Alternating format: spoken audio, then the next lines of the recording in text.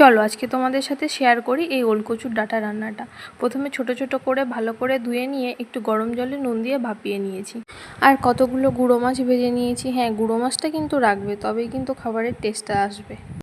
কড়াতে তেল গরম করে কালো জিরে আর চেরা কাঁচা লঙ্কা ফোড়ন করে দিয়ে এবার দিয়ে দেবো কুচিয়ে রাখা পেঁয়াজগুলো। পেঁয়াজটা নেড়ে ছেড়ে একটু ভালো করে ভাজা হয়ে গেলে সেখানে দিয়ে দেবো ওই ভাপিয়ে রাখা ওলকচুর ডাঁটাগুলো।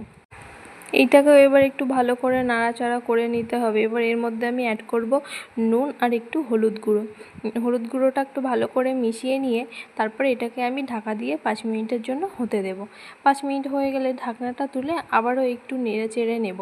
এবার এখানে আমি বেটে রাখা সর্ষেটা দিয়ে ভালো করে ঢেকে রেখে দেবো 5 মিনিটের জন্য। 5 মিনিট পরে ঢাকনাটা খুলে আমি ভেজে রাখা মাছটা দিয়ে দেবো। মাছটা দিয়ে ভালো করে নেড়ে চেড়ে ওপর দিয়ে একটু কাঁচা সর্ষের তেল ছড়িয়ে দেবো।